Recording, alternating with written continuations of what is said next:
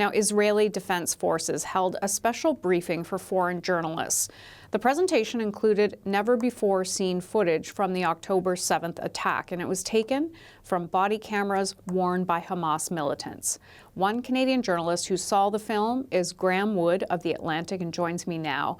And Graeme, just I want to pause for a second here because I want to give our viewers a second because a lot of what you're going to tell us is very graphic. I read about it. It's horrific.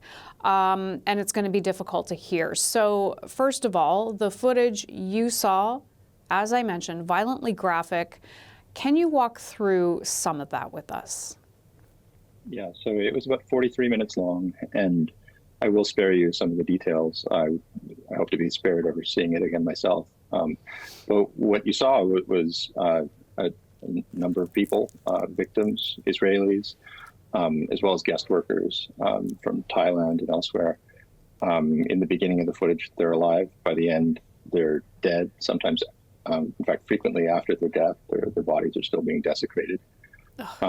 And over the course of that time, you just see an incredible gamut of cruelty. It comes from Hamas body cameras. It also comes from home cameras like nanny cams. And it comes from some of the images from first responders. There's just an incredible range of things that were done that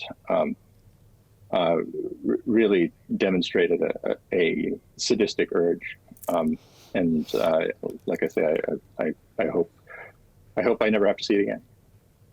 Yeah, I mean, it's important that the journalists saw this too. And for you, you know, is there something that, I guess it's important that you see it because you have to tell the story still. So how do you tell that story?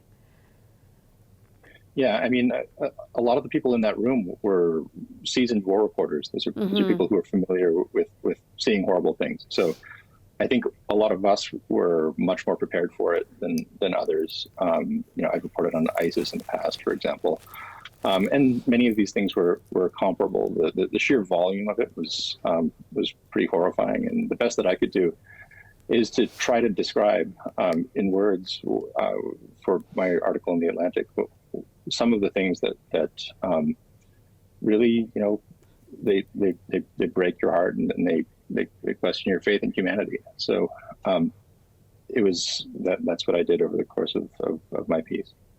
How did you, I mean, we know how you reacted to this, and it's really, really tough. Other reporters in the room, how did they react after it? And how many were there, actually? I would say there was about 100 reporters. I think almost everybody had a visceral response.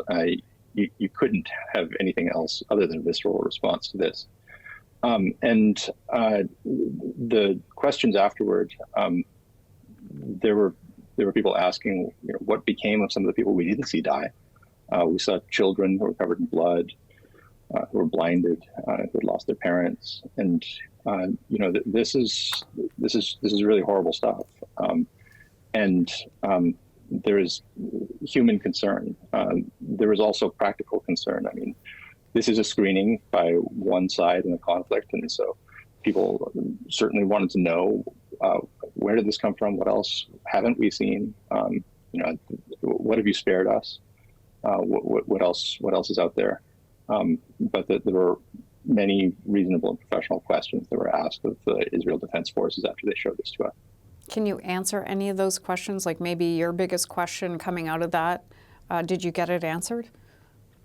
I mean, honestly, the questions that I had were existential. I mean, they were about man's humanity to man, the inhumanity to man. The fate of the children was one of the first questions that was asked, and the IDF said they couldn't answer that question. And in fact, much of that footage, it's not clear that the families have seen it, which is one reason we were not allowed to have the footage ourselves. But you see horrible things happening. And you also hear at one point a phone call from one of the Hamas fighters or terrorists to his family back home. And to me, one of the most upsetting things was to hear what that conversation sounded like, the enthusiasm in his voice. and the slight enthusiasm, but also confusion, I think, on the part of his parents, to whom this man was saying, put on, Mom, I'm a hero. I killed 10 Jews with my own hands. And to think about how many ways that this conflict, this terrorist act, has destroyed lives, and including really turning the perpetrators themselves into such debased people, that whatever one thinks about the conflict as a whole, anybody who's associated with those people has been diminished, and no one less than the perpetrators themselves. Can you talk about the reason why the Israeli government wanted journalists to see this footage? I can tell you why they said they wanted us to see the footage, which was, they said, Mickey Edelstein, who's a major general in the IDF, said, it's not a normal thing for the IDF to have a 43-minute screening of Jews being killed in one of its auditoriums for journalists. But he said that Israel's been sort of at a loss because of the way that they've been treated as equal to Hamas. And he said, look, if you see what's happening here, children are being hunted down and killed. There are old people who are hunted down and killed. I mean, like running through a village, trying to find them and then killing them and then continuing to shoot them after their death. And he said, Israel doesn't do that. If it is, there are, of course, civilians who die as a result of what Israel does, but we're not doing that.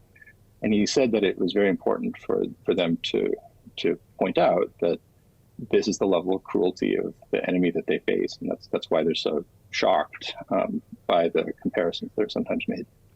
Let me just ask you, as a seasoned war journalist, how, you have to see horrific things. How do you cope after something like this too? Because I've read a lot of this, even reading some of the descriptions are just unfathomable.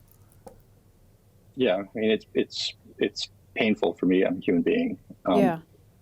War journalists, though, no one forces us to do this job, and there are other jobs too where you see horrible things. I mean, trauma nurses, for example.